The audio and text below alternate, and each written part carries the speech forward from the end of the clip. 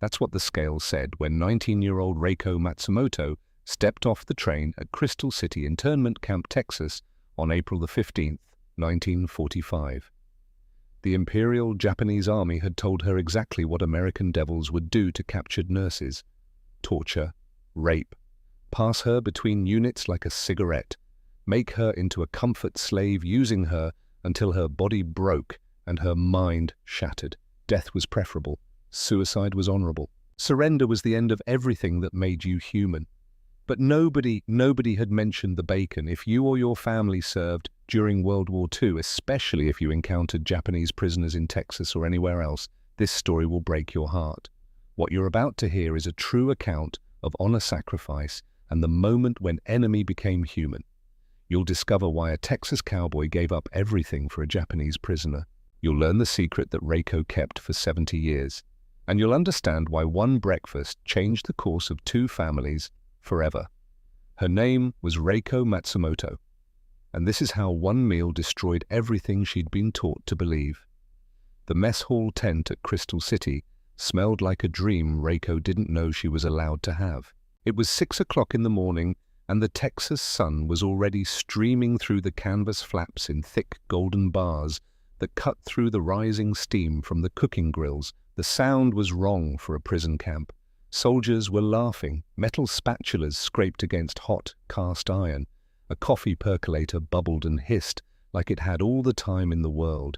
And underneath it all, constant and hypnotic, was the sizzle of pork fat crisping in its own rendered grease. Reiko stood in line with 50 other Japanese women. They had been captured somewhere in the Pacific. The location didn't matter anymore. Everything before this moment was mud and blood and screaming. And then it was over. And then there were ships and trains and landscapes so vast they hurt her eyes. And now this place, this alien flat country that stretched forever under a sky too big to comprehend. They hadn't eaten in 3 days, not since the processing station in California, where guards had sprayed them with white powder that made them cough and stripped them naked under cold water, while other guards watched with bored expressions. Chio Ishikawa stood next to Reiko, gripping her arm hard enough to bruise. Chio was maybe 40, maybe 50.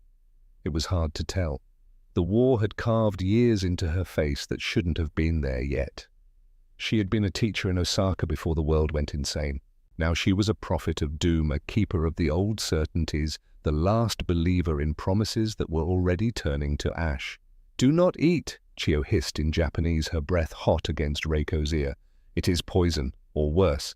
They are fattening us, making us healthy before they use us." The line shuffled forward. Reiko could see the American cook now. He wore a stained white apron over his uniform. Corporal Delgado, his name tape said.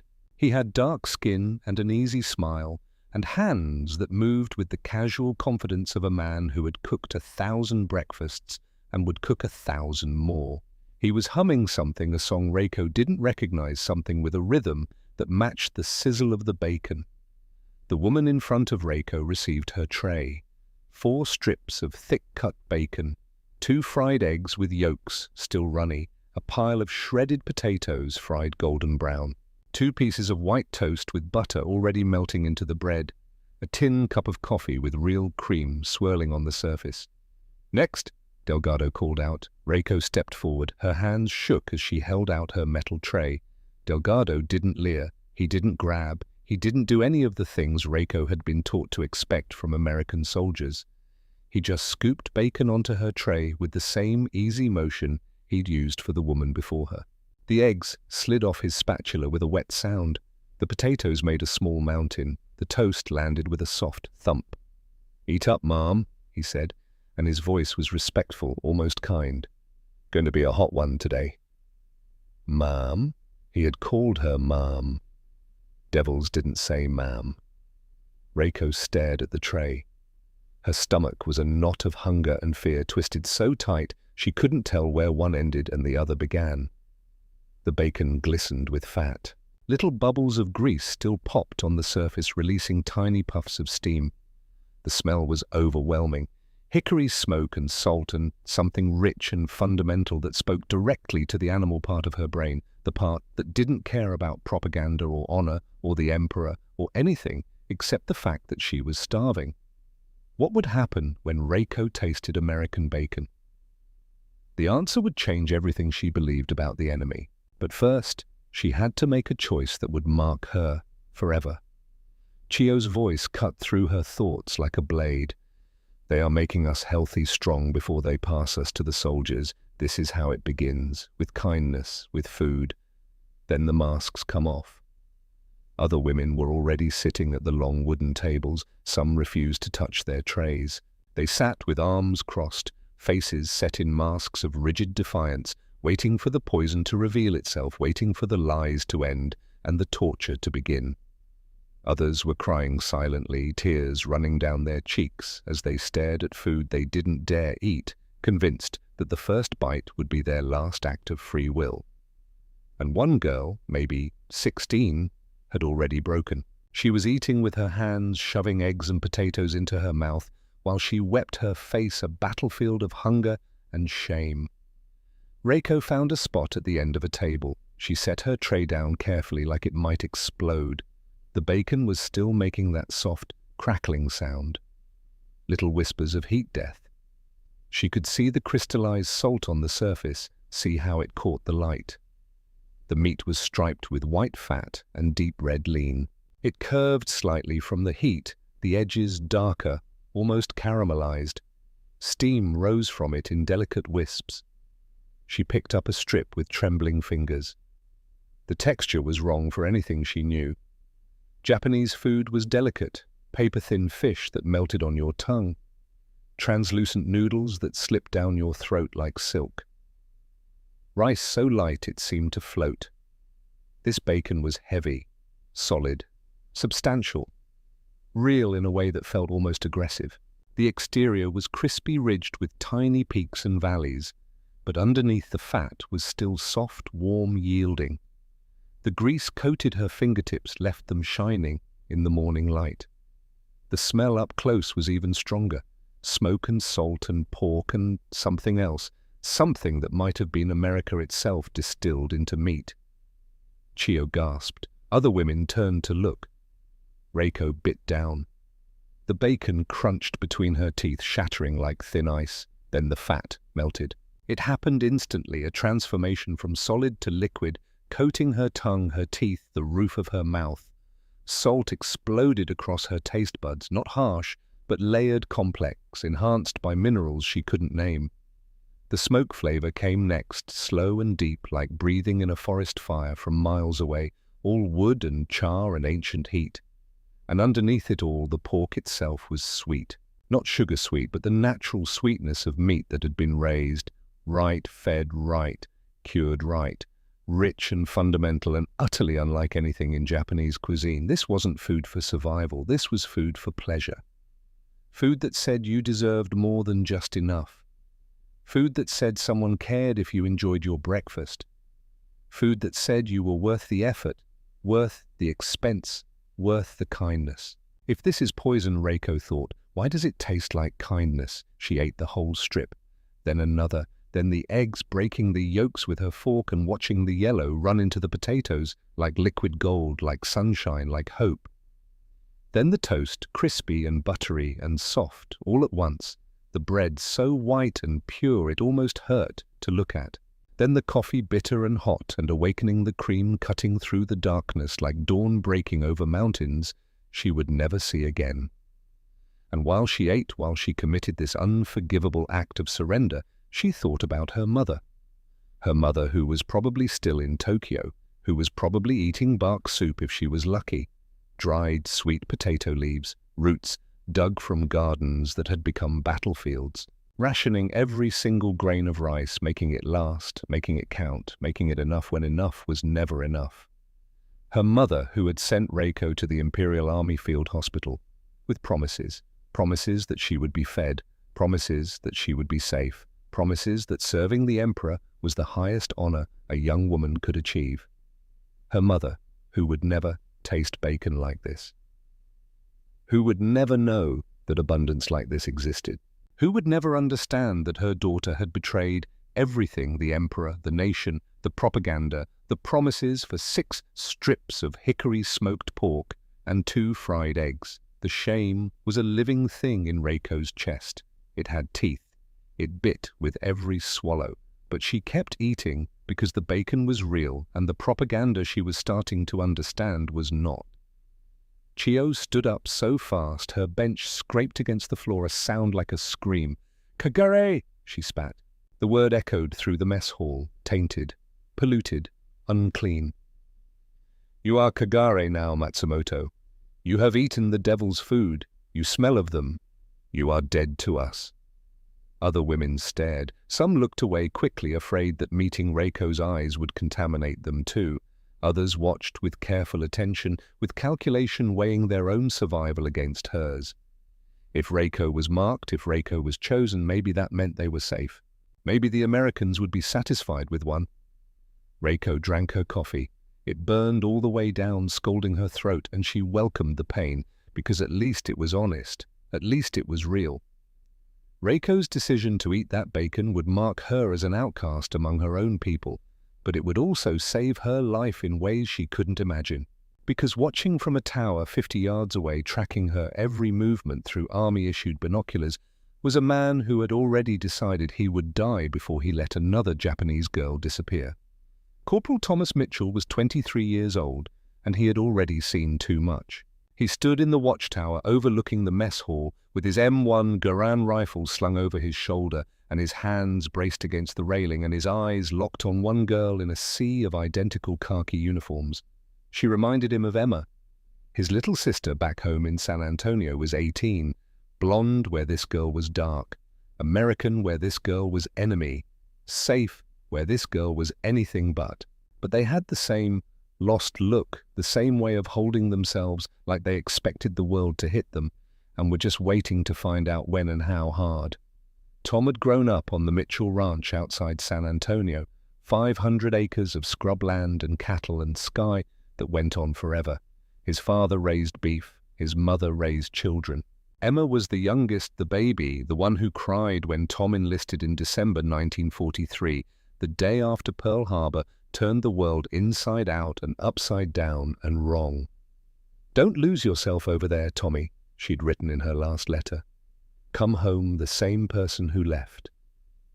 But that person was gone, burned away in the caves of Leyte, drowned in the mud of Okinawa, buried under bodies that kept piling up no matter how many times Tom pulled the trigger.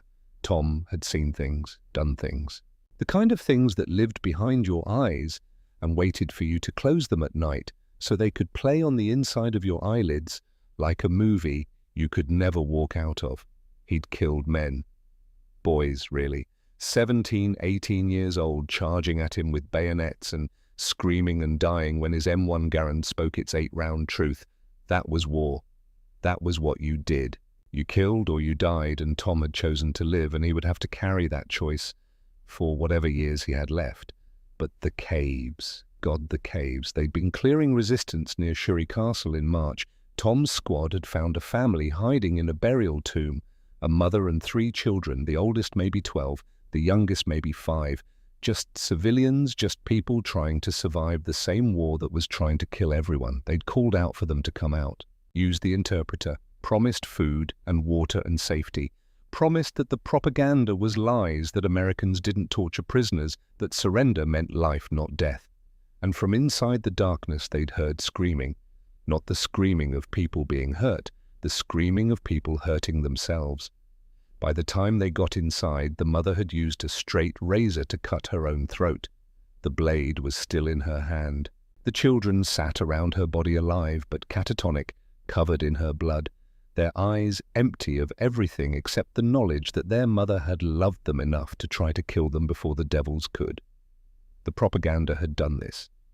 The Japanese military had told these people that Americans were monsters. That capture meant torture and rape, and fates worse than death. So they chose death. They chose razors and grenades and leaps from cliffs. They chose to kill their own children rather than let the Americans have them. And they were wrong. The propaganda was a lie, but by the time they learned that it was too late. The mother was dead, the children were broken, and Tom couldn't unsee her face, couldn't unhear the sound, couldn't unfeel the weight of it pressing down on his chest every time he tried to breathe. Tom hadn't been able to save that woman. But he'd been rotated stateside in April for what the army called rest duty, posted to Crystal City, given a tower and a rifle and told to watch prisoners who weren't really prisoners, civilians, displaced persons, people caught in the machine. When Reiko had come through processing 2 days ago, Tom had seen her face, terrified, certain she was about to experience horrors beyond imagination, certain that every promise the propaganda had made was about to come true. And he'd made a decision right then, standing in that processing line with his clipboard and his indifference and his exhaustion. He would watch her. He would keep her real. He would make sure she didn't disappear into the darkness like that woman with the razor, like those children with their mother's blood on their hands. If I can keep one of them from disappearing, he thought, maybe it counts for something. Maybe it balances the ledger. Maybe the woman with the razor stopped screaming in my sleep. His field journal lay open on the small shelf built into the tower. The entry from this morning was still wet, the ink not quite dry. April 16th, 1945. New batch of prisoners today. One girl, maybe 19. Looks like Emma. Same lost eyes. Same way of holding herself like the world is about to end and she's just waiting for it. I keep thinking about the ones in the caves, the ones we couldn't save. If I can keep one of them from disappearing, maybe it counts. Maybe it means something. Maybe I can sleep again. He didn't write about how watching her made him feel. How it was the only thing that made sense anymore. How his hands shook when he wasn't in the tower, where he could see her and know she was still breathing, still real, still alive. Sergeant Buck Wheeler climbed up the tower ladder, his boots ringing on the metal rungs. He was 40 old for an enlisted man with a face like weathered leather and eyes that had seen everything twice and been unimpressed both times. Kid Buck said, pulling out a cigarette, "You're going to burn a hole in that girl with your eyes." "Just doing my job," Tom said. "Your job is watching the wire, not watching her." Tom didn't answer. Down below, Reiko was finishing her breakfast. She ate slowly, carefully, like each bite was a choice she was making, like she was deciding with every swallow whether to believe the propaganda or believe the evidence. "She remind you of someone?" Buck asked. "Emma, my sister." "Your sister's blonde, American, safe at home." "I know." Buck was quiet for a moment, smoking, watching the camp wake up under the Texas sun. "What happened in those caves?" he asked. "That wasn't your fault, kid." "I know that too." "Do you—" Tom didn't answer. Down below, Reiko had finished eating. She was drinking her coffee, and even from 50 yards away, Tom could see the steam rising from the cup, could see how she held it with both hands like she was afraid it might disappear if she let go. "They told her we were devils," Tom said quietly. "Told her we'd do terrible things. And she's eating anyway. She's choosing to believe the propaganda might be wrong. That takes more courage than anything I did in combat." "That's good," Buck said. "That's real good. But what happens when she figures out you're watching her? What's she going to think then? Probably that I'm a devil after all." Buck took another drag, exhaled slowly. "You planning to do anything about it, about her?" "I'm planning to keep her alive, that's all." "That all it is?"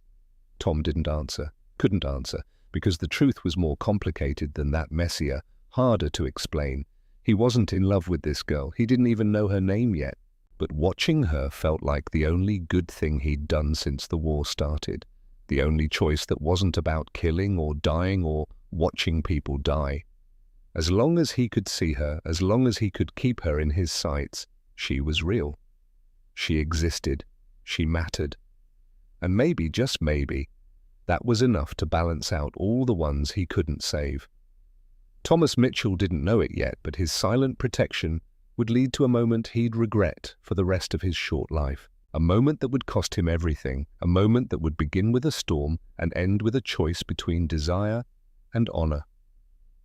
The days developed a rhythm. Wake to the bugle call at 6, breakfast, work detail, lunch, work detail, dinner, sleep. And always, every day, all day, the man in the tower. Tom never spoke to Reiko, never waved, never acknowledged her existence except through the steady pressure of his gaze, the weight of his attention, the constant presence that said, "I see you. You are real. You matter." Reiko found herself looking for him, making sure he was there. Some deep animal part of her brain had decided that as long as he was watching, she was safe, which made no sense. He was the enemy, a guard, a devil, according to everything she'd been taught. But devils didn't give you bacon and eggs. Devils didn't watch you with eyes that looked more afraid than threatening. Devils didn't make you feel seen. On her 5th day at Crystal City, Reiko was carrying water containers from the pump to the supply tent. The work was hard, the containers were heavy, the Texas heat was brutal, dry and relentless, baking the earth and everything on it. Sweat soaked through her camp-issued shirt made it cling to her skin. She passed near the southeast tower during a shift change. Tom was descending the ladder, his boots rang on the metal rungs, each step deliberate, controlled. He reached the ground just as Reiko walked past. They were maybe 10 feet apart. Tom pulled something from his pocket, a brown wrapper. He placed it on the fence post without looking at her. Didn't turn around, didn't acknowledge what he'd done, just kept walking, his back straight, his stride, even like nothing had happened. Chio appeared at Reiko's elbow like a ghost. "Do not touch it," she hissed. "It is bait." But Reiko picked it up anyway. The wrapper crinkled in her hands, loud in the afternoon silence. Hershey's, it said. Chocolate. She unwrapped it slowly. The chocolate was dark brown, divided into squares by pressed lines. She broke off a piece, put it in her mouth. Sweetness exploded. Rich, deep, nothing, like the bitter, unsweetened chocolate she'd had in Japan during the good years before the war, made everything scarce and then made everything disappear. This was sugar and cocoa and milk, and something that might have been happiness, distilled into solid form, concentrated and preserved, and given to her by a man she didn't know, couldn't trust, shouldn't believe. Tears ran down her face. She didn't know why. It was just chocolate. Just a candy bar from a guard who probably handed them out to prisoners every day, a small kindness that cost him nothing and meant even less, but it felt like something else, like a message, like proof that maybe, just maybe, the propaganda had been wrong about everything. 50 yards away, Sergeant Buck Wheeler watched Tom walk away from the fence, watched him not look back, watched him climb back up to his tower with shoulders that carried more weight than any 23-year-old should have to bear. "Kid's got it bad," Buck said to another guard. "She's the enemy," the other guard said. Buck shrugged. "She's 19 and scared, same as my daughter back home." "It's still wrong." "Probably," Buck agreed. Oh. Buck. "But which part? Treating her like a human or treating her like the enemy?" The other guard didn't answer. Tom climbed back up to his tower, pulled out his journal, wrote quickly before the emotion faded. April 20th, 1945. Still watching her. Buck says, "I'm obsessed." Maybe I am, but when I look at her I see all the ones we didn't save.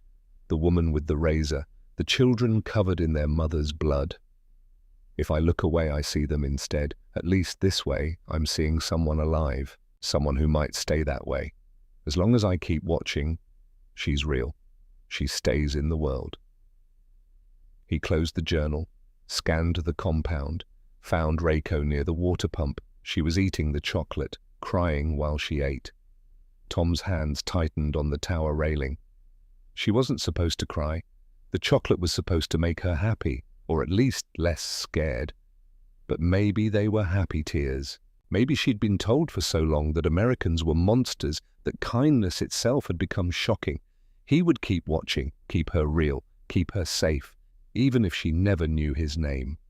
Reiko's decision to accept the chocolate marked another line crossed, another boundary transgressed. Chio stopped speaking to her directly. The other women gave her space. Not hostile exactly, but careful, like she carried a contagion they didn't want to catch. Reiko didn't care, or told herself she didn't. The isolation hurt, but the chocolate had been real. The bacon had been real. Whatever was happening here, it wasn't what she'd been told to expect. And the guard in the tower kept watching.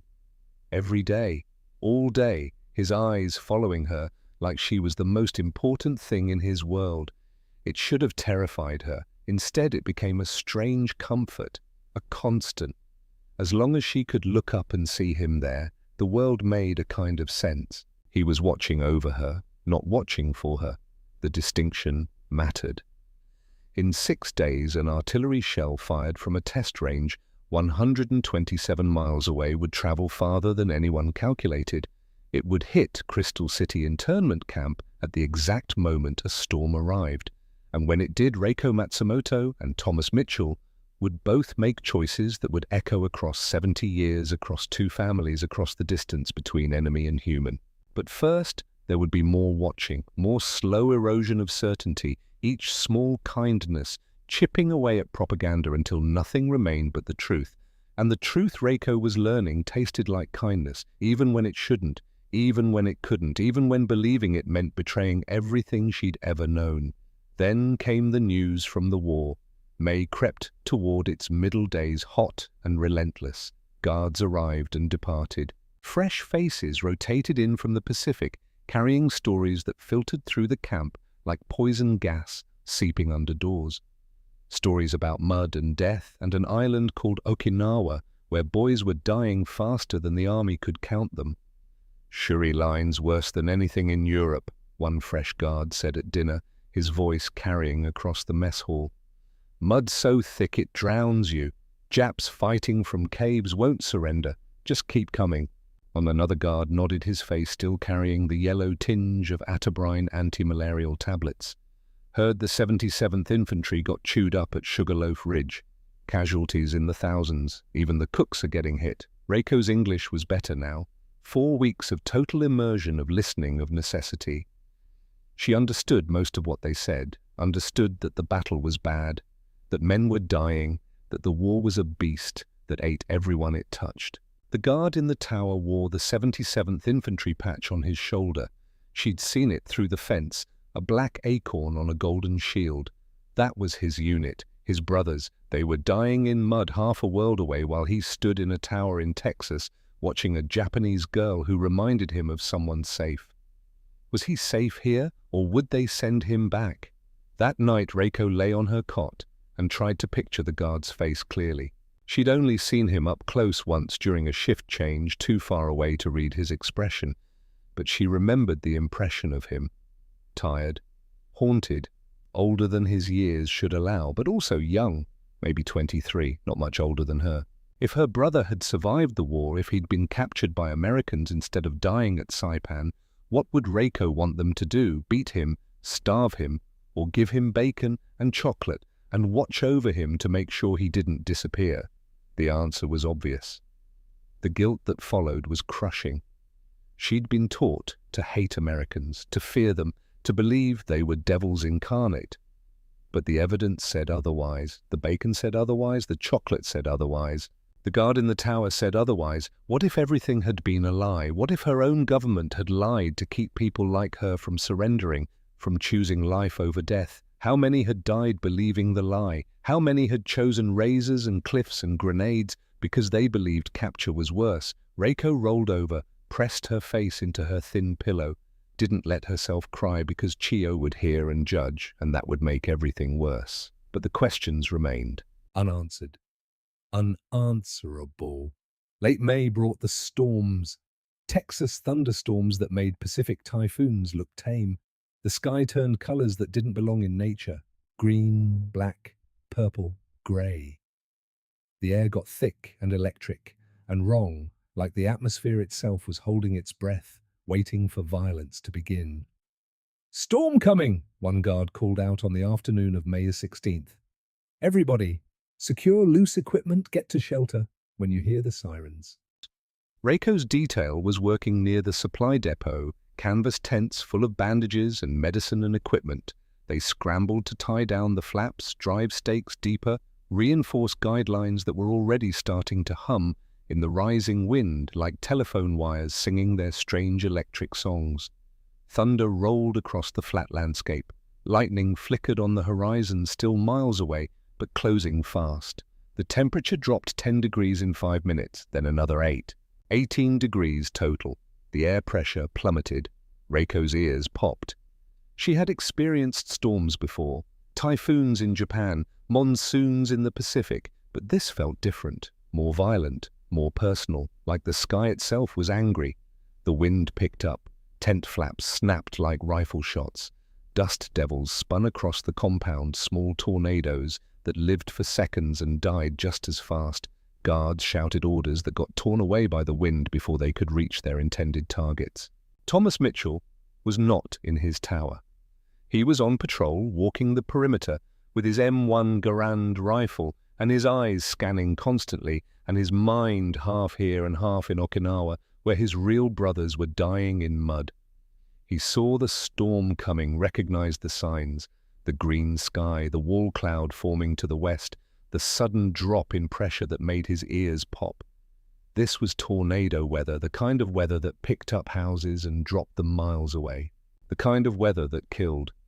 "Everybody to the shelters," he called out. "Now this one's going to be bad." The siren started, a rising, falling wail that cut through the wind. Women ran for the barracks. Guards herded them along like cattle, urgent but not cruel. Standard procedure: get everyone under cover and wait it out. But Reiko was still at the supply depot, still trying to secure a canvas tent that was fighting like a living thing. 3 other women helped her. They had the guidelines almost tied when the artillery shell hit. It wasn't aimed at the camp. It came from a test range at Fort Hood, 127 miles to the northeast.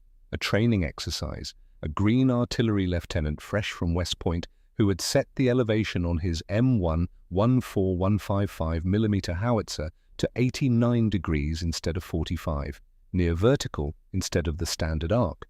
The M107 high-explosive shell weighed 95 pounds. It was 23.8 inches long. At maximum charge, the muzzle velocity was 2,260 feet per second. The maximum range at 45 degrees elevation was supposed to be 14,600 meters, about 9 miles, but at 89 degrees the shell went up, not out. Climbed into the jet stream at 30,000 feet where the wind was blowing 120 miles per hour to the southwest. The shell traveled 127 miles carried by physics and wind, and the kind of coincidence that makes you believe in either God or chaos, depending on your temperament. The odds of it hitting Crystal City were 1 in 47 million. The odds of it hitting during a storm were 1 in 380 million. The odds of it hitting the supply depot were incalculable. But it happened anyway. The shell hit the fence 50 yards from where Reiko was working. The explosion wasn't huge, not compared to naval bombardment, not compared to carpet bombing. 95 pounds of TNT will crater 6 feet deep and throw shrapnel 30 yards, but it won't level a city block. Still, it was close, and it was loud, and the concussion wave hit Reiko like a physical wall. She flew backward, hit the ground hard, tasted blood.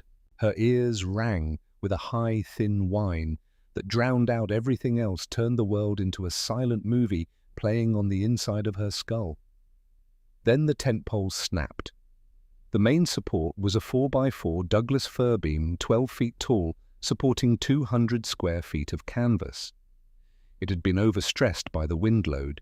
55-mile-per-hour gusts pushing against 200 square feet created forces the pole was never designed to handle.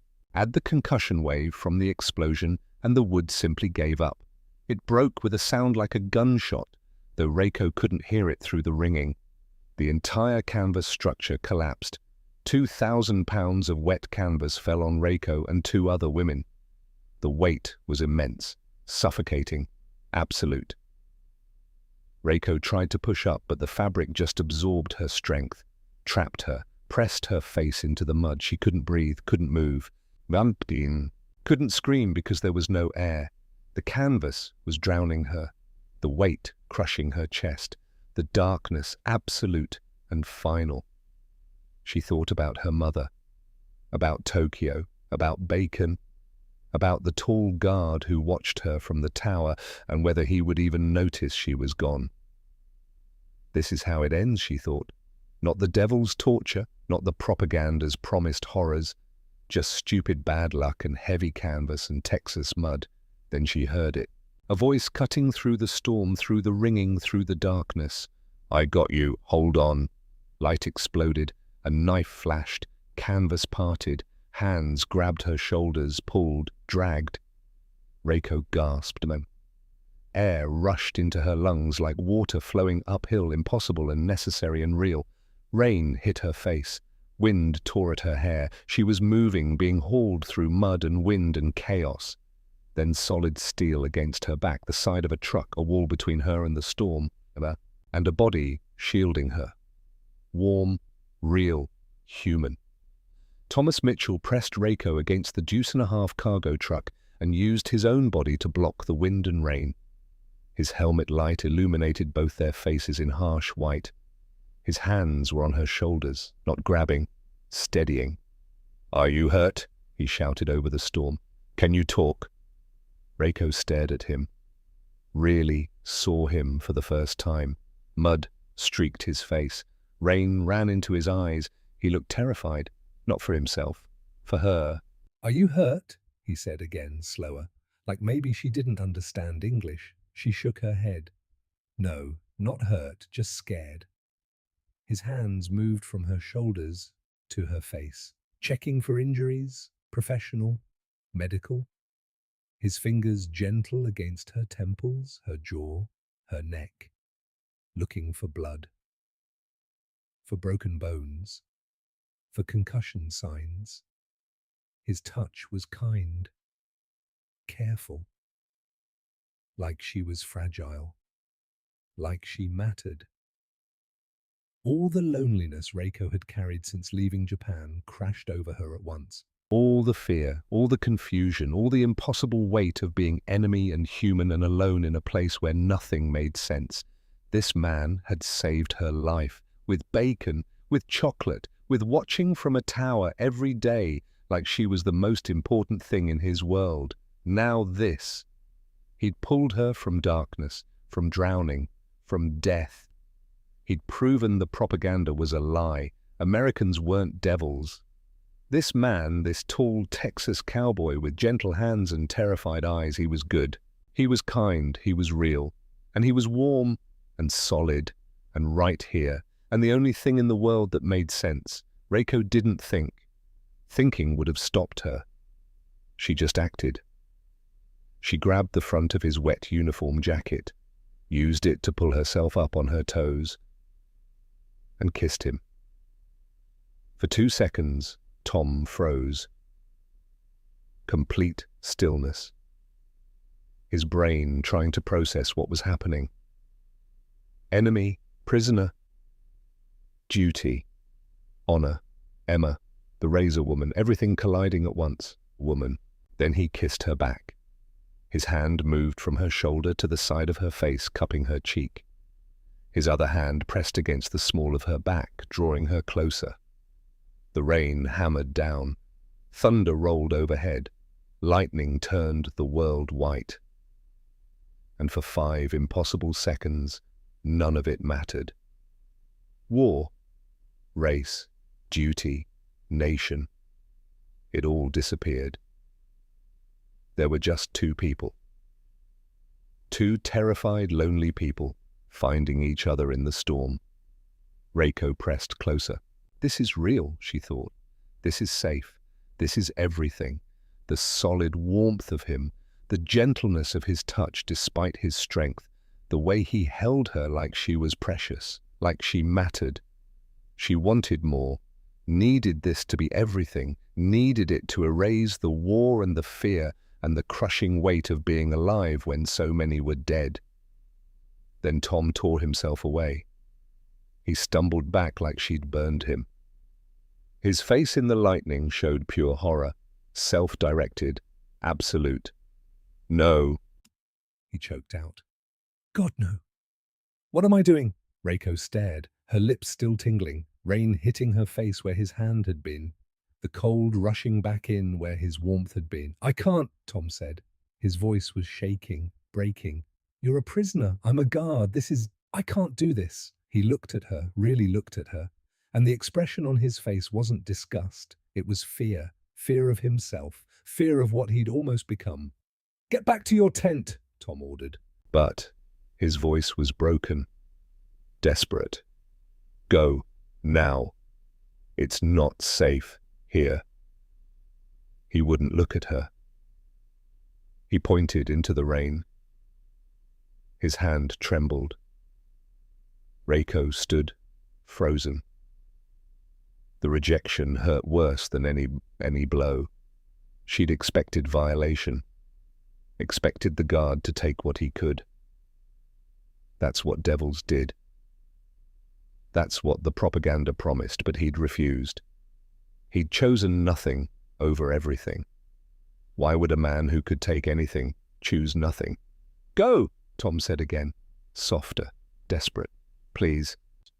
Reiko turned, ran into the storm. The mud sucked at her boots. Rain blinded her, but she ran anyway, away from the man who'd saved her and refused her and proven that everything she'd been taught was wrong. Behind her, Tom leaned his head against the truck, his fists clenched, his breath ragged. Rain mixed with tears on his face. "I would rather face a Nambu machine gun than become that," he whispered to the storm. "She's a prisoner. I'm a soldier. I'm supposed to protect her, not use her. Not take advantage. I won't. I can't. I would rather die than prove the propaganda right." 100 yards away, Chio Ishikawa watched from the barracks doorway. She'd seen them go to the truck, seen them huddled together in the dark, seen Reiko run back alone, looking broken. The violation had finally come. Chio was sure of it. And now Reiko would learn the truth about American kindness, about bacon and chocolate and all the lies wrapped in sweetness. But why did the girl look heartbroken instead of violated? Why did she look like she'd been rejected instead of used? Chio didn't understand, but she knew one thing with absolute certainty. Reiko Matsumoto was Kagare now, tainted beyond redemption, and everyone would know by morning. The next day, Thomas Mitchell walked into the camp commander's office, stood at attention, made his request in a voice that allowed no questions. "Sir, requesting immediate transfer back to my combat unit." The commander looked up from his paperwork. Lieutenant Colonel Harris was 52 years old. He'd seen the First World War from a trench in France and thought he'd never see anything worse. He'd been wrong. "You sure, Corporal?" Harris asked. "You earned this rest. The 77th is getting chewed up on Shuri Line. Casualties are bad, real bad." "I need to be with my unit, sir. They're still out there. I should be too." Harris studied him, saw something in the young soldier's face, something desperate. He'd seen it before. Men running from things they couldn't name, things that scared them more than bullets. "Request approved," Harris said. "You ship out tomorrow morning. Rejoin the 77th on Okinawa." "Thank you, sir." Tom saluted, turned, walked out before the commander could ask why a man would volunteer to go back to a meat grinder. That afternoon, Reiko saw him leaving. Duffel bag over his shoulder, M1 Garand slung across his back, face set in the blank expression soldiers wore when they were trying not to feel anything. Their eyes met across 50 yards of mud and wire. The distance might as well have been the Pacific Ocean. Unbridgeable. Absolute. Tom saw her. She knew he did. His step faltered. Just for a second, just enough to prove he recognized her, then he looked away. Turned his face toward the trucks, kept walking. Reiko wanted to run after him, wanted to demand why, wanted to apologize or curse him or beg him not to go. But she stood frozen, watched him climb into the back of a truck, watched the canvas flap close behind him, watched the truck roll toward the gate. The watchtower stood empty. a cathedral without a god. Reiko realized she was crying only when Chiyo appeared beside her. "So," Chiyo said in Japanese, her voice sharp as broken glass, "he got what he wanted. Now he leaves. This is what I told you." "It was not like that," Reiko whispered. "Was it not? Then explain why you cry. Explain why he runs." Reiko had no answers, or none that Chiyo would believe. By evening, the new guard had taken over Tom's tower. He was maybe 19. Fresh-faced, he brought comic books and a thermos of coffee and settled in like he was planning to spend the war reading about Superman. He didn't watch the prisoners, barely looked at them. They were just part of the landscape. Background noise to his boredom. Reiko felt the absence like a wound. For 4 weeks, Tom's gaze had been her compass, the constant that proved she existed. She could look up any time and find him there, watching, keeping her real. Now there was just a bored teenager who didn't care if she lived or died. She was invisible again, untethered, drifting. That afternoon, Chiyo made her move. The women were on latrine duty, digging new trenches to replace the ones the storm had flooded. Hard work, the kind that made your back scream and your hands blister. Reiko worked in silence, trying not to think, trying not to feel. Chiyo appeared with 3 other women, older women who remembered Tokyo, who remembered when Japan was winning, who held on to the propaganda because letting go would mean admitting everything they believed was a lie. "Matsumoto," Chiyo called out, loud enough for everyone to hear. "We need to talk." Reiko straightened, wiped sweat from her face. "I am working. This cannot wait. It concerns your honor, or what is left of it." The other women stopped digging. 12 prisoners, 2 guards, distant enough not to hear Japanese. Everyone suddenly very interested in what Chiyo had to say. "He took you," Chiyo said, not a question, a statement. "In the storm, the American guard. We saw you with him, saw you come back alone, broken." "It was not like that," Reiko said. "Then tell us. Tell us why you disappeared with an American soldier, why you came back crying, why he left the next day." Reiko's hands trembled. She gripped the shovel harder. "He saved my life. The tent collapsed. He pulled me out, that is all." "Liar," Chiyo spat the word. "We saw. You were with him for long minutes, alone in the dark. What does an American soldier do with a Japanese girl in the dark?" The trap was perfect. If Reiko said nothing happened, she was a liar. If she admitted to the kiss, she was a whore. Either way, she was condemned. "He did nothing I did not want," Reiko said quietly. The words fell like stones into still water, ripples spreading, faces changing, some shocked, some disgusted, some satisfied they'd been right all along. Chiyo's voice rose to a scream. "You wanted it. You wanted the American devil to touch you, to use you. You are Kagare Matsumoto, tainted beyond redemption. You smell of them. You reek of betrayal." "He did not use me," Reiko said. Her voice was steady now, clear. "I kissed him. He pushed me away and told me to go." The silence was absolute. Even the guards noticed, turned to look, didn't understand the language but recognized confrontation.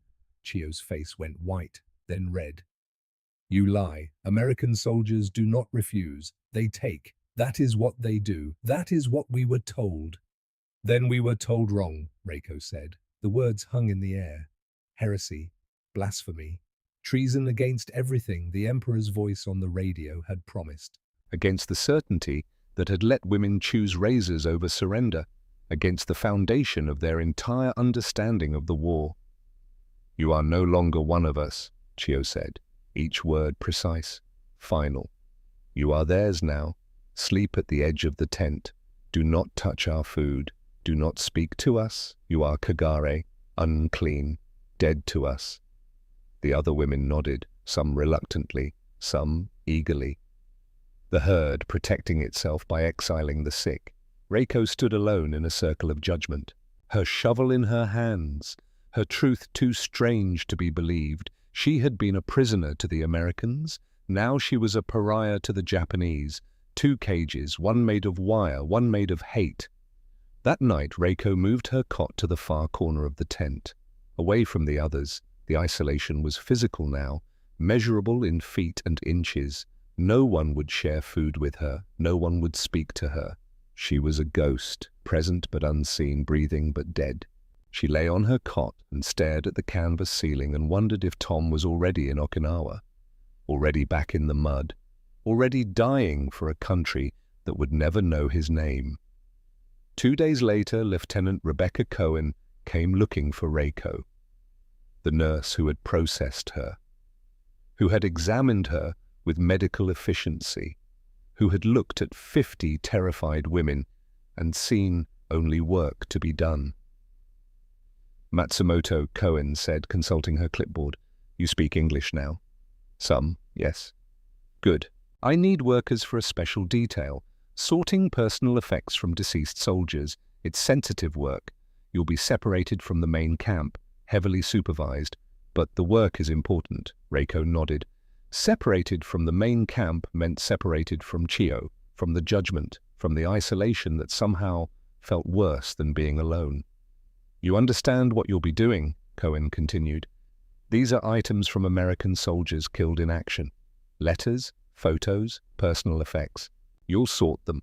Intelligence items separate from personal items. Can you do this?" "Yes." "You'll be handling the belongings of your enemies, men who died fighting your people. Can you do this with respect?" Reiko looked at Cohen, really looked at her, saw the exhaustion, the same weariness she'd seen in Tom's eyes. Everyone was tired. Everyone was done with the war. "I will do this with respect," Reiko said. "They were sons and brothers too." Cohen nodded, made a mark on her clipboard. "Report to Tent 7 tomorrow morning 0600. Don't be late." That night, Reiko allowed herself a small measure of relief, a new job, a new space, a chance to be useful instead of just existing. And maybe if she was very lucky, she would find something in those items that would help her understand.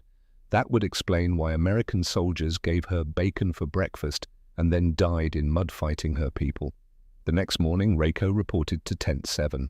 It was smaller than the main barracks, more like a storage area. Inside were tables, long wooden surfaces covered with items, letters, photos, journals, dog tags, watches, wallets, medals, flags, the last belongings of dead men. An older sergeant explained the job. His voice was rough but not unkind.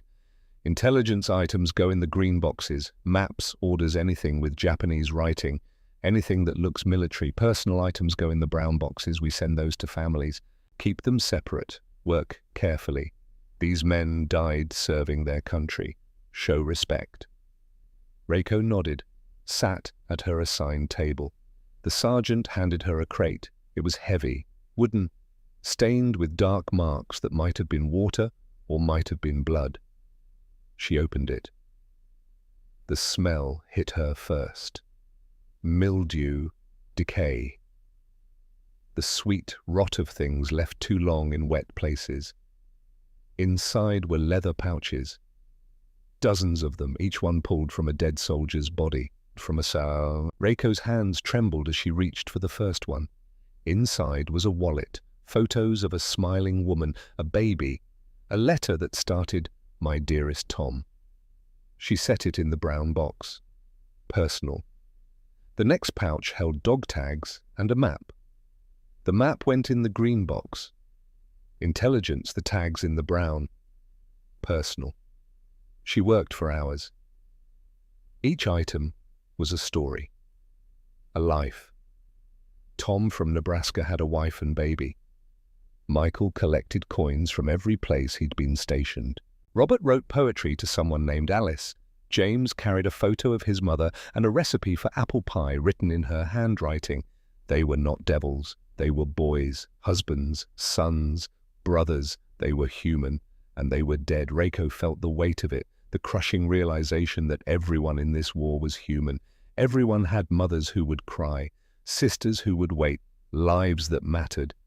The propaganda had lied about everything, not just about American soldiers being devils, but about the entire nature of the war, about who the enemy was, about what they were fighting for. These boys had died fighting for democracy, for freedom, For the right to go home to wives and babies and apple pie recipes. They hadn't died because they were monsters. They died because someone told them to. Just like Japanese soldiers. Just like everyone. On her third day sorting personal effects, a new shipment arrived, 3 crates, fresh from Okinawa.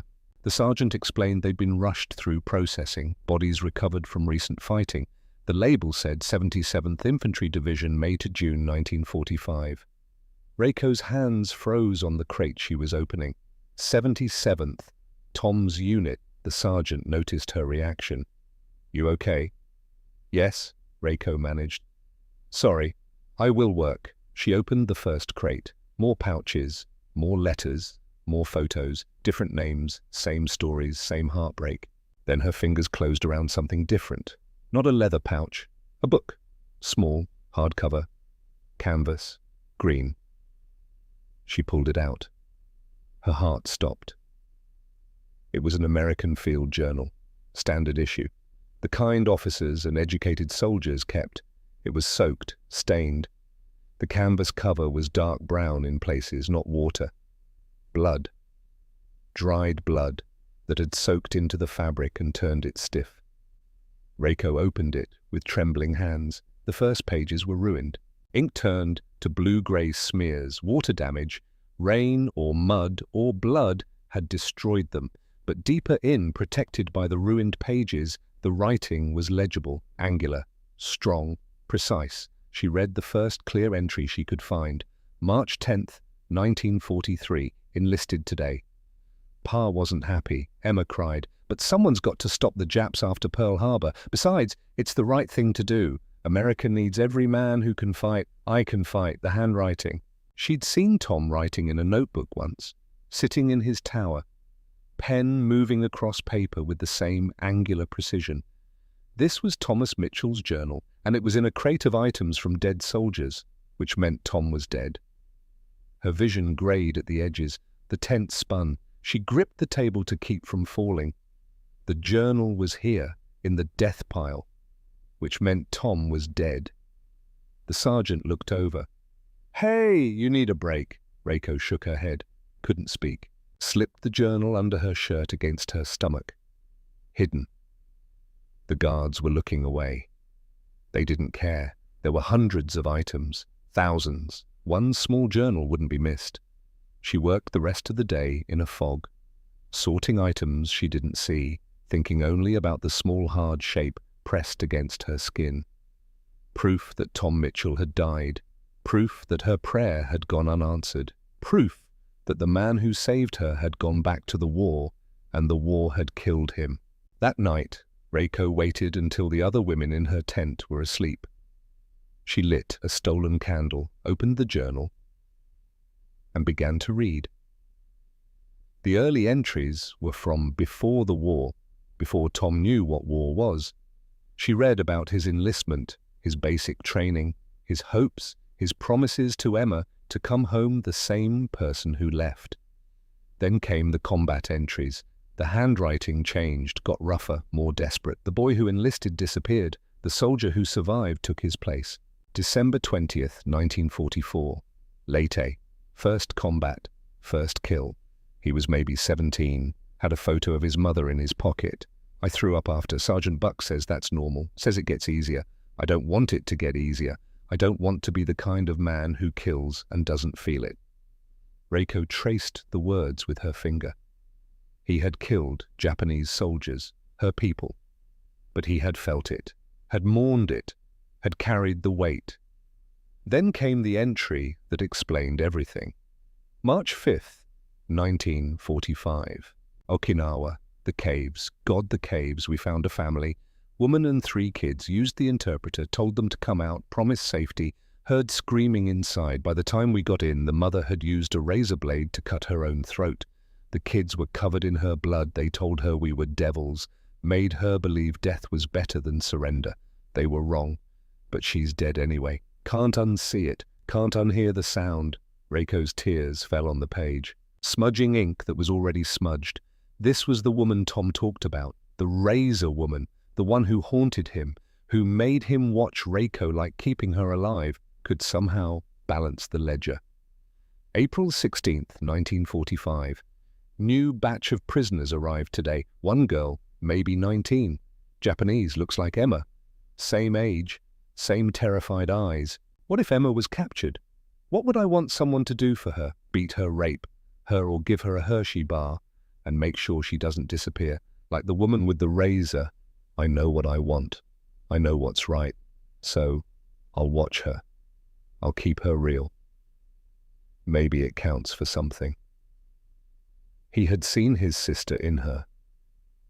That's why he watched, that's why he cared. Not because he wanted her.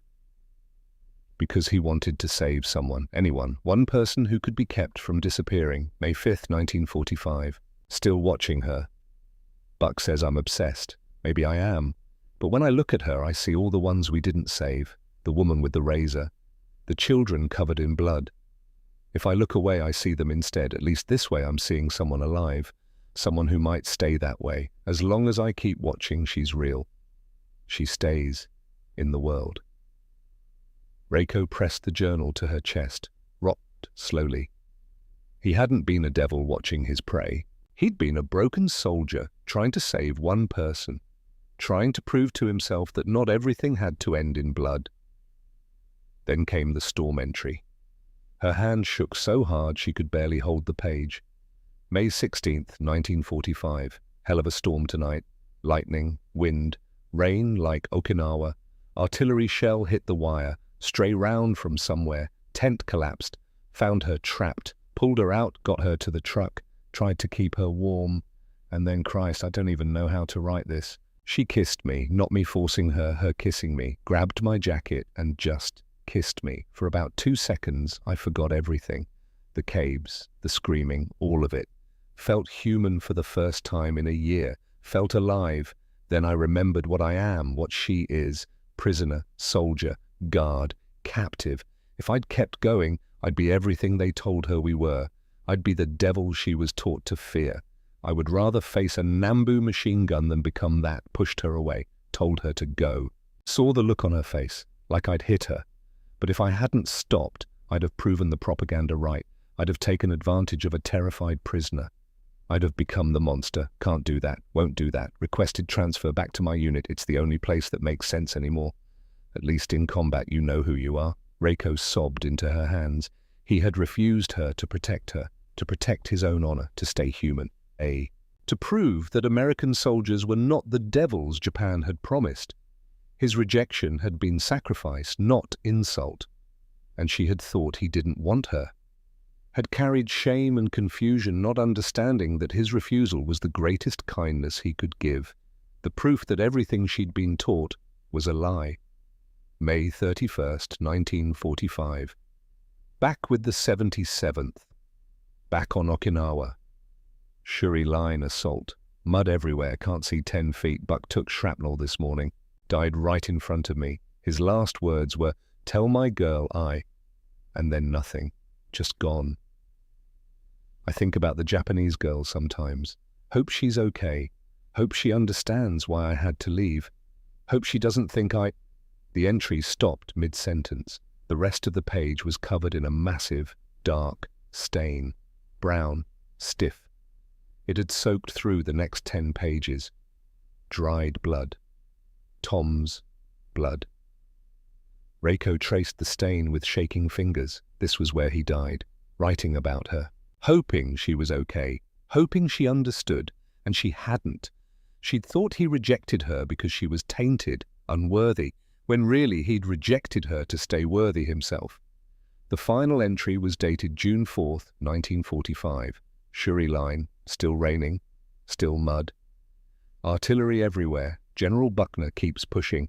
We keep dying. But we're taking the ridges inch by inch, body by body. Worth it if it ends the war. Worth it if Emma never has to see what I've seen. Worth it if that girl at Crystal City gets to go home someday. Worth it if more blood. The page torn, the rest unreadable. That was the last entry. Thomas Mitchell had died on June 4th, 1945 on the Shuri Line in Okinawa, thinking about his sister and a Japanese girl he'd saved, and whether any of it meant anything. Reiko clutched the journal to her chest and wept.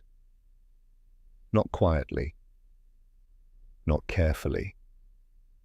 She wept like something inside her had broken, like the last piece of certainty had shattered, like the world had revealed itself to be nothing like what she'd been told. He was dead, the man who proved Americans could be kind, who showed her that honor existed even in war, who chose to protect her by refusing her. He was dead in the mud of Okinawa, and she was alive in Texas. And it wasn't fair. Nothing about any of it was fair. Outside, the Texas night was quiet. Stars hung in a sky too big to comprehend. Somewhere men were still dying, somewhere mothers were getting telegrams, somewhere the war machine ground on. But in a tent in Crystal City, a Japanese girl mourned an American soldier and decided that his story would not become mud. 3 days later, the loudspeakers crackled to life, static, then a voice, flat, official, the kind of voice that delivered news that changed the world. Attention, attention all personnel. General Simon Bolivar Buckner, commander of the 10th Army, has been killed by enemy artillery fire on Okinawa. General Buckner died at the front lines. Repeat, General Buckner has been killed in action. The camp went silent. Even the prisoners felt it. The weight. An American general, the man commanding the entire Okinawa invasion, dead. If generals could die, no one was safe. The war was a beast that ate everyone, high and low, Japanese and American. It didn't care about rank or nationality or whether you were good or bad. It just ate. 4 days later, another announcement. Japanese General Ushijima has committed ritual suicide. General Cho has also committed suicide. The 32nd Army has surrendered.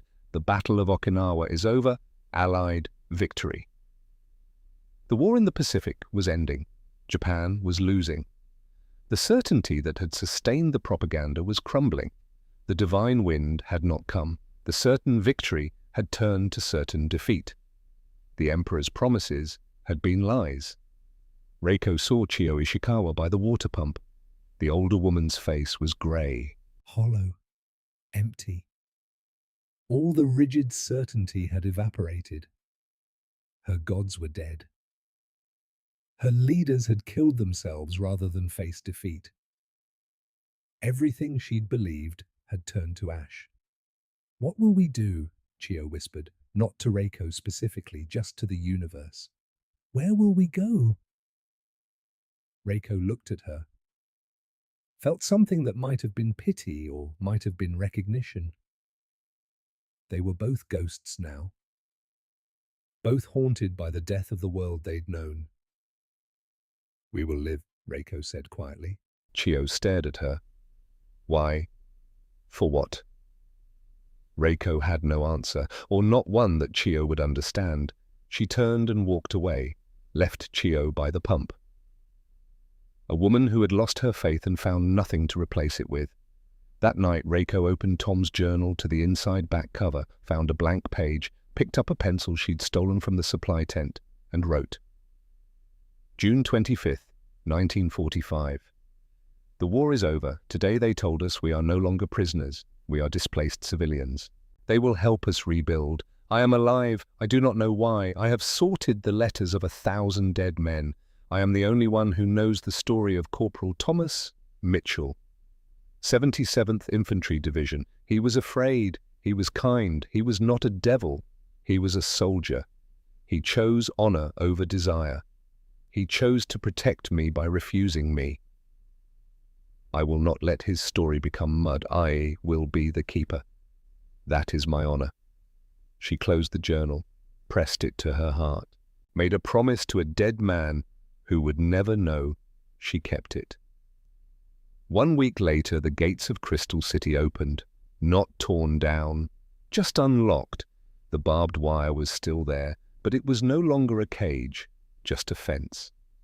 Women lined up for final processing. Lieutenant Cohen stood with a clipboard, reading names, giving assignments. The war was over, but the work of peace was just beginning. Matsumoto Reiko. Reiko stepped forward, held Tom's journal under her shirt, hidden, precious. Cohen looked at her with tired eyes. You're assigned to Fort Sam Houston Medical Auxiliary. You'll assist the nurses with wounded coming back from the Pacific. It's good work, honest work." She paused. "Try to stay alive, Matsumoto. Try to make something of this second chance." "Yes, ma'am." Cohen handed her new identification papers. Civilian. Not prisoner. Not enemy. Just a person trying to survive in a world that had tried very hard to kill her. Reiko walked through the gate into the blinding Texas sun. The landscape stretched forever. Flat, empty, alien. She had no home, no family, no country, just a blood-stained journal and a promise to a dead man. She was 19 years old, she was utterly alone. But she was not broken. She put one foot in front of the other. Started walking toward Fort Sam Houston, toward San Antonio, toward a future she couldn't imagine. Behind her, Crystal City faded into the heat shimmer. The watchtower stood empty, a monument to a man who had chosen kindness, who had died proving that even in war honor could survive. Reiko pressed her hand to her stomach, felt the journal there, warm from her body heat, real, solid, proof. She would be the keeper. She would tell his story. She would make sure the world knew that Corporal Thomas Mitchell had chosen humanity over hate, had chosen honor over desire, had died believing in something better than the propaganda promised. That was her purpose now. That was why she survived, to remember, to witness, to keep one good man from becoming mud. 3 weeks after walking through the gates of Crystal City, Reiko Matsumoto stood in the records room at Fort Sam Houston Base Hospital in San Antonio, Texas, and learned the difference between hoping someone was dead and knowing for certain. The hospital was massive, white buildings sprawling across acres of Texas scrubland, wards full of men who had survived the Pacific but would carry it with them forever.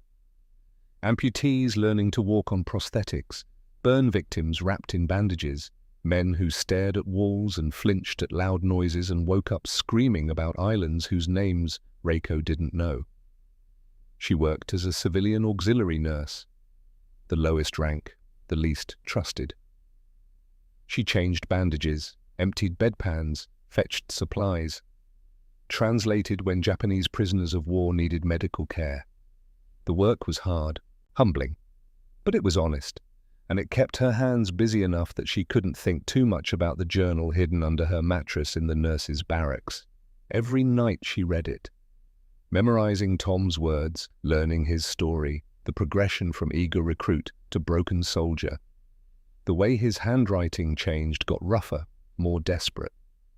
The final entries about her, about hoping she was okay, about dying mid-sentence, thinking about whether any of it mattered. She knew he was dead. The journal had been in the crate marked for deceased soldiers, but knowing and confirming were different things. So on a Tuesday afternoon in mid-July, when she was sent to the records room to file patient charts, Reiko made a choice. The casualty files were organized by division, then alphabetically. She found the 77th Infantry Division section, pulled the drawer marked M, flipped through cards until her fingers stopped on one name, Mitchell Thomas Robert, Corporal, 77th Infantry Division. Her hands trembled as she pulled the card. Read the typed information. KIA killed in action, June 4th, 1945. Shuri Line, Okinawa. Cause of death, artillery fragment. Body recovered. Buried Okinawa American Cemetery plot. 47, row 12, grave 8. There was a photograph attached, a small black and white personnel photo. Tom in dress uniform, young, solemn, staring at the camera like he was trying to see into the future. Trying to see if the person looking back would think he'd done okay. Reiko traced his face with one finger. She'd only seen him clearly once, during the storm, mud-streaked, rain-soaked, eyes full of horror at himself, at what he'd almost become. This photo showed a different Tom, cleaner, younger, but the eyes were the same. Tired eyes, old eyes in a young face.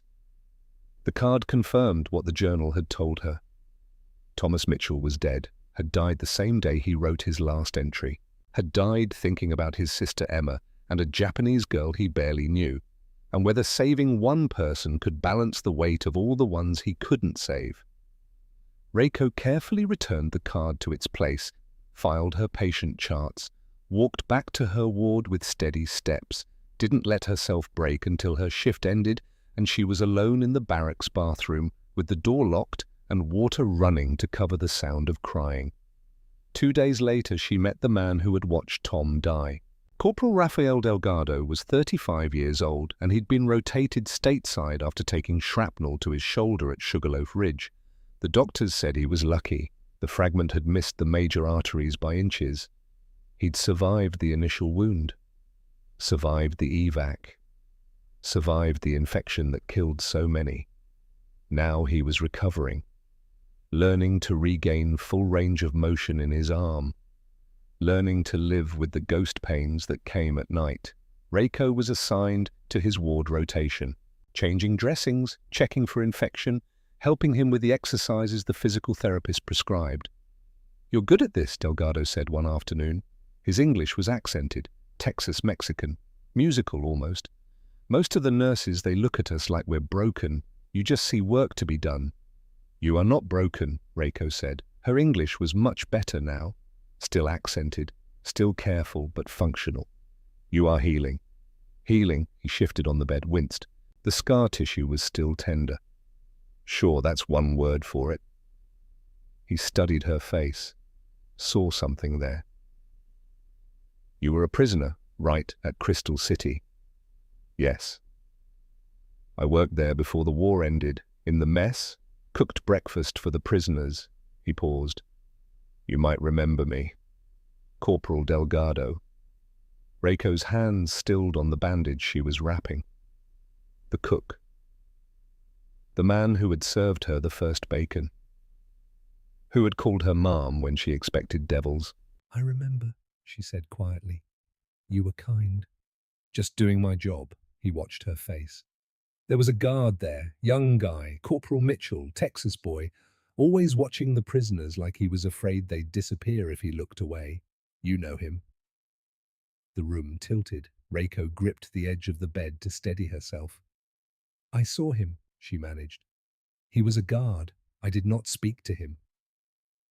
He got transferred back to our unit in May, right before the end. Didn't have to come back." "Could have stayed stateside, but he volunteered." Delgado's voice went quiet.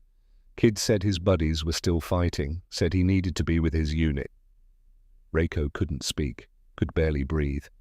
"He died pulling Sergeant Wheeler out of a shell crater," Delgado continued.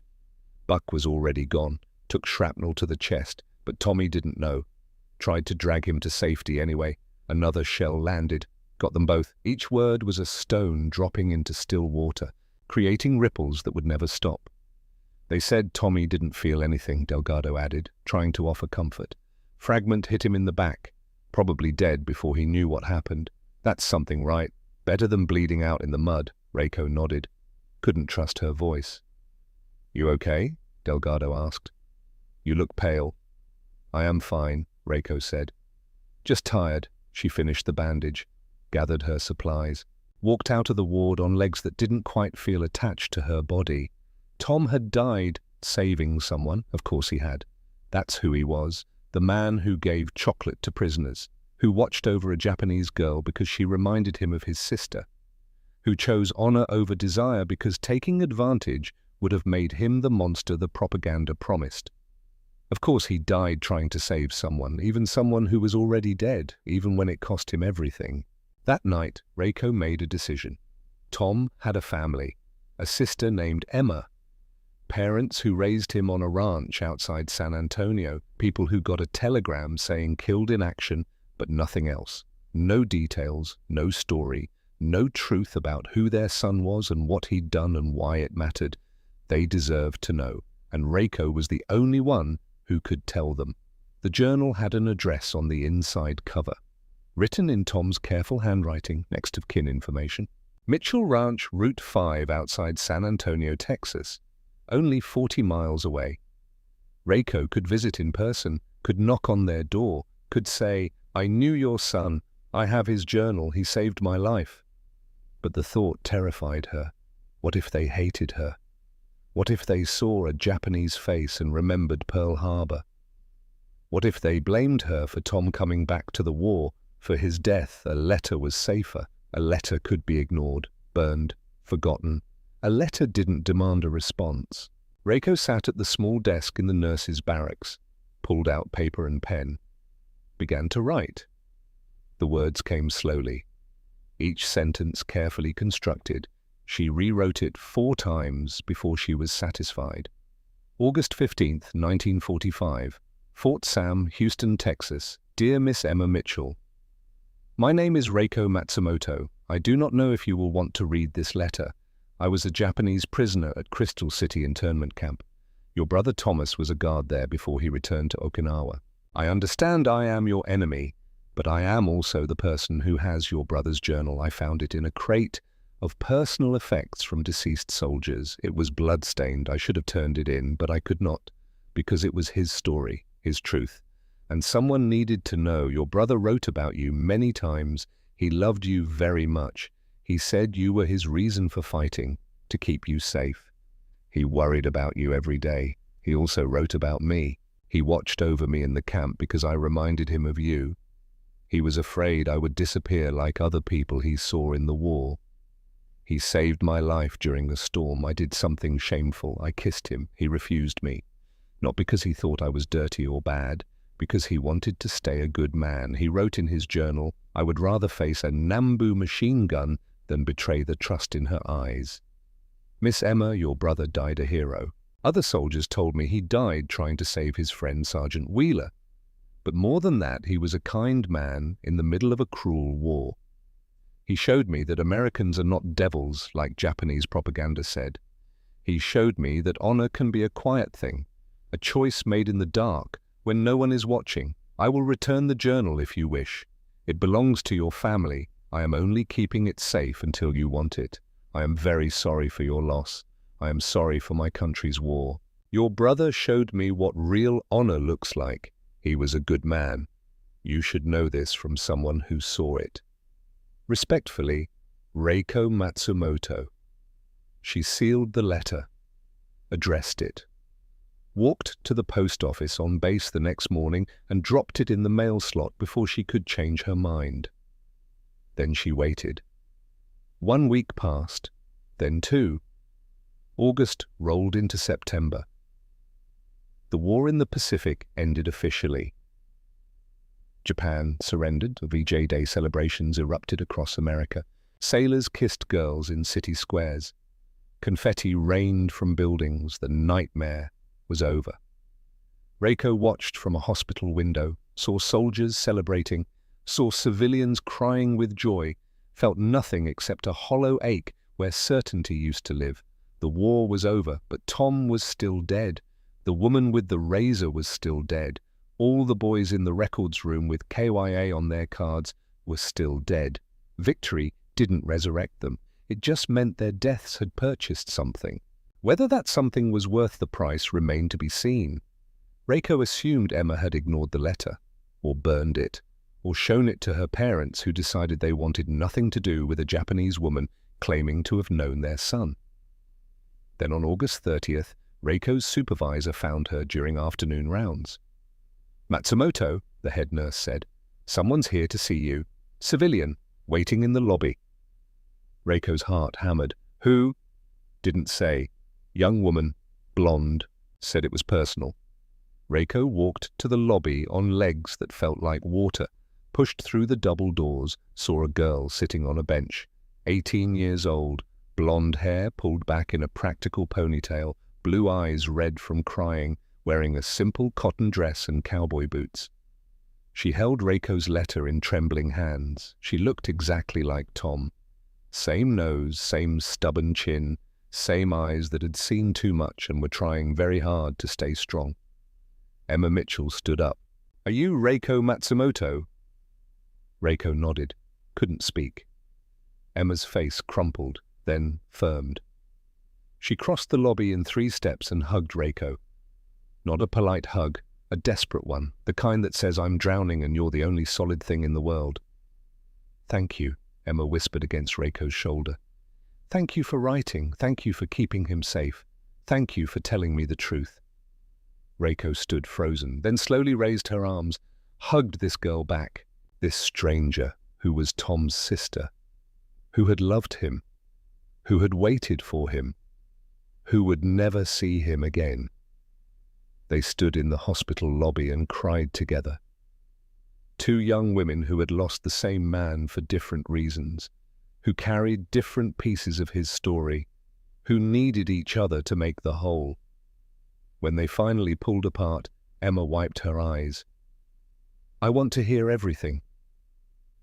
Will you come to the ranch? Meet my parents. They need to hear this too.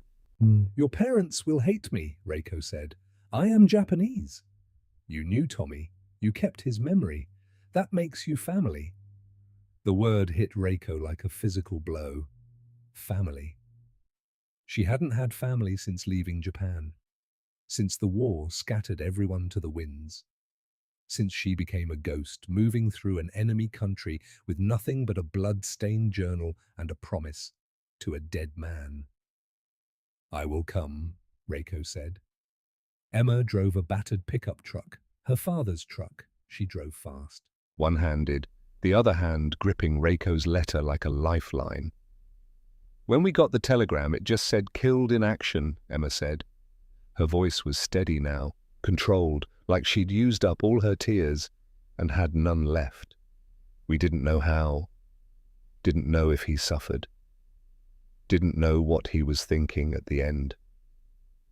Your letter was the first time I understood what he went through, what he became, who he was when he died. I am sorry for your loss, Reiko said. Don't apologize. You didn't kill him. The war did. Emma glanced at Reiko. Did he really refuse you in the storm? Reiko felt heat rise in her cheeks. Yes, I was shameful. I threw myself at him. He pushed me away, told me to go. I thought he was disgusted, but the journal said he was trying to stay honorable, to not become the monster. That's Tommy, Emma said. Always trying to do the right thing, even when it cost him. They drove in silence for a while. The landscape outside was pure Texas, flat, brown, endless, so different from Japan, so alien, yet somehow Reiko was starting to understand it.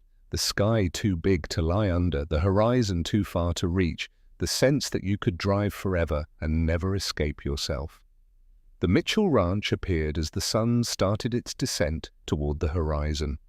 A modest spread, weathered buildings, corrals with horses, a windmill turning slowly in the breeze. The main house was small, practical, the kind of place built by people who valued function over form. Emma parked the truck. My folks are going to be surprised. I didn't tell them you were coming. Figured it was easier to ask forgiveness than permission. They will be angry.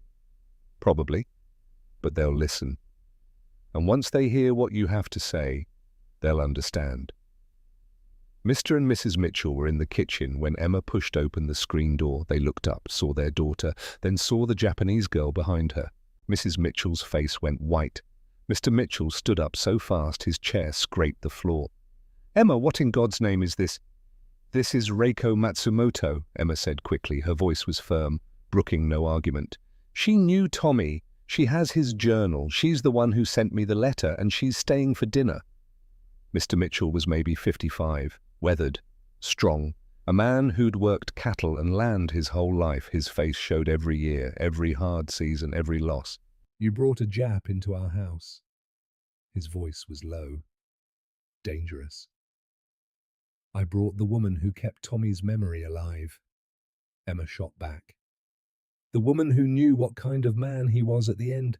The woman who has his journal because she was sorting dead soldiers' personal effects and stole it to keep his story safe. Mrs. Mitchell moved forward, slower, more careful, her eyes on Reiko, assessing. You have Thomas's journal, she asked. Reiko nodded, pulled the small green book from her bag. Unwrapped it from its protective cloth. Held it out with both hands. This belongs to your family now. I should have turned it in. but I could not. He wrote about you, about Emma, about the ranch, about what he was fighting for. His story should not be in a filing cabinet, it should be here. Mrs. Mitchell took the journal with shaking hands, opened it to a random page, saw Tom's handwriting, his words, proof that he'd been alive, that he'd thought and felt and written things down. She pressed the journal to her chest and sobbed. Mr. Mitchell's face worked, anger and grief and confusion battling for dominance. "Why should we believe you?" he asked. "Why should we trust anything you say?" "Because I loved him too," Reiko said quietly. The words came out before she could stop them. "Not as you loved him, not as Emma loved him, but I loved him for what he showed me.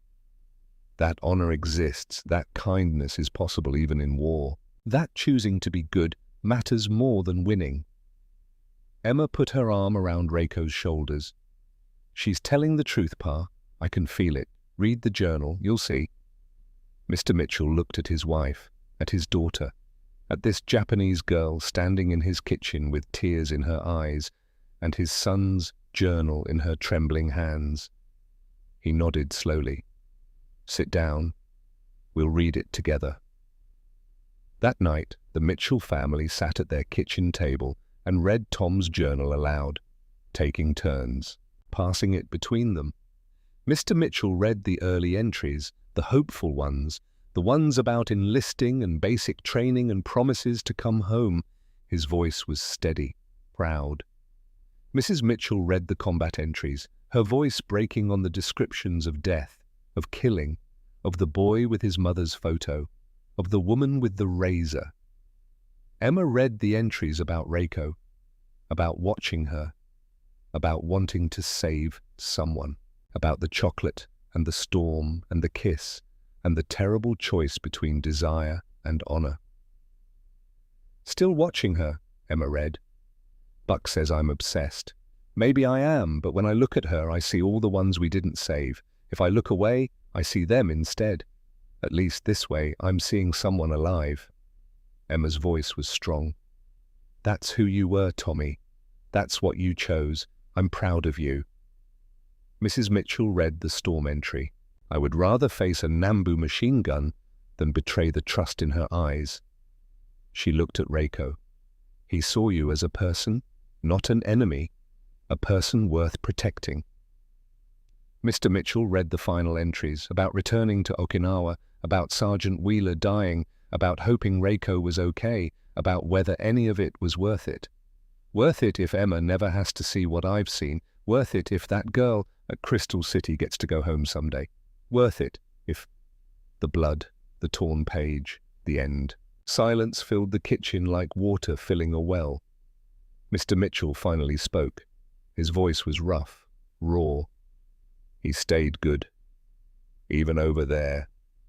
Even after everything. He stayed good." "Yes," Reiko said quietly. "He did." Mrs. Mitchell looked at Reiko, really looked at her. Saw not an enemy, not a symbol, just a girl. 19 years old, alone in a foreign country, carrying the memory of a boy who'd shown her kindness. "Where will you go?" Mrs. Mitchell asked. "After the hospital. When your work is done, where will you go?" "I do not know," Reiko said. "I have no family, no home. Japan does not want me back. I surrendered. That is unforgivable." Mrs. Mitchell and Mr. Mitchell exchanged a look. One of those married looks that communicates volumes without words. "You could stay here," Mrs. Mitchell said slowly. "We have the guest room. Thomas's room is..." She couldn't finish. "But the guest room, you could stay, work in San Antonio, come back here on weekends." "Nay, I am Japanese," Reiko said. "People will talk." "Let them talk," Emma said fiercely. "You're family now. You kept Tommy's story. You made sure we knew who he really was. That makes you one of us." Mr. Mitchell nodded slowly. "My wife's right. You kept our boy's memory alive. Least we can do is give you a place to belong." Reiko looked at these people, These strangers who had every reason to hate her, who had lost their son to a war her country started, who should have thrown her out, who instead were offering her a home. "I accept," she whispered. "Thank you." Mrs. Mitchell stood, crossed to Reiko, pulled her into a hug that smelled like flour and soap and something that might have been forgiveness. "Welcome home, Reiko." "I am home," Reiko said, and meant it. 1 year after that night in the Mitchell kitchen, Reiko Matsumoto stood in the Mitchell Ranch kitchen making coffee. Real coffee, strong and black, the way Mr. Mitchell liked it. The way Tom had drunk it in his watchtower. She'd been living at the ranch for 10 months, working at Fort Sam Houston during the week, coming home on weekends, learning to ride horses, learning to speak English without hesitation, learning to be American without forgetting she was Japanese. San Antonio in 1946 still had wounds, still remembered Pearl Harbor. Reiko faced stares, whispers, occasional cruelty, a shopkeeper who refused to serve her, a man who spat at her feet, a woman who crossed the street. But the Mitchells stood beside her. Mr. Mitchell confronted the shopkeeper. Emma shamed the man who spat. Mrs. Mitchell made sure everyone at church knew Reiko was family. Slowly, grudgingly, San Antonio made room for her. Reiko maintained a shrine in her room. Tom's photo, his purple heart, the journal in a glass case, fresh bluebonnets every week. Emma invited Reiko to speak at her school about the war, about propaganda, about learning that enemies were human. "War makes enemies of people who could be friends," Reiko told the children. "Corporal Mitchell chose to see me as human, not as enemy. That choice saved my life. He showed me that honor is about being kind when you could be cruel." A boy in the back raised his hand. "Did you love him?" Reiko considered. "I did not know him long enough for romantic love, but I honor him. I carry his memory. That is my love now, memory love, the kind that lasts forever." After the presentation, the Mitchell family attended the dedication of a memorial to the 77th Infantry. 214 names etched in marble. Rafael Delgado appeared, saw Reiko. "You're the girl from the hospital, Tommy Mitchell's girl." "I am not his girl," Reiko said. "But I knew him.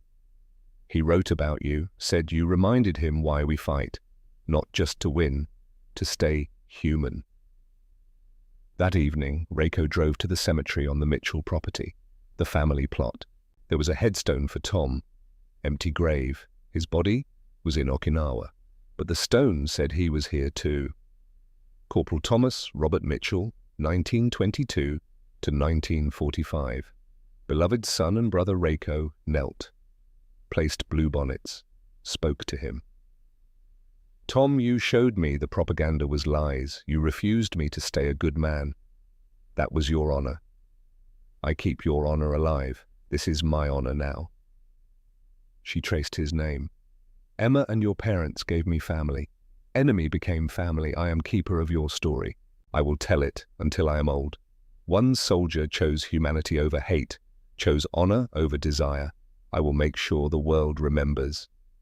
She stood, turned toward the ranch house. Light glowed in the kitchen window. Mrs. Mitchell cooking, Mr. Mitchell reading, Emma lesson planning, family, home, the things Tom had fought for. Reiko walked toward that light. She was no longer a ghost. She had a place, a purpose, a story to tell. She opened the screen door and stepped into warmth and light and the smell of pot roast. Mrs. Mitchell looked up, smiled. "Welcome home, Reiko." "I am home," Reiko said.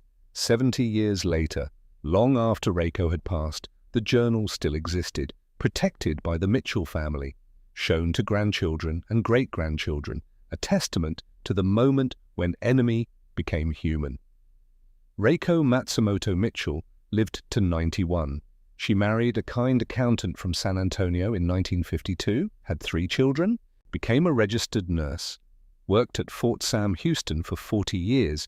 Every year on June 4th, the anniversary of Tom's death, she visited his grave, planted bluebonnets, told his story to anyone who would listen, spoke at schools, veteran gatherings, historical societies, her message never changed. One man chose kindness over cruelty. One man chose honor over desire. That choice saved my life. Not just then, every day since. We are all human. We can all choose to build bridges instead of walls. Her granddaughter, Emma Mitchell Jr., named after Tom's sister, became a history teacher. She keeps the journal in her classroom, shows it to students every year, reads Tom's entries aloud, shows them the blood-stained pages. Why did he refuse her? A student asks every year. Because honor mattered more than desire. Emma Jr. answers, because he wanted to prove that even enemies can choose humanity. And because that choice, that one moment of saying no to what was easy and yes to what was right, saved 2 lives.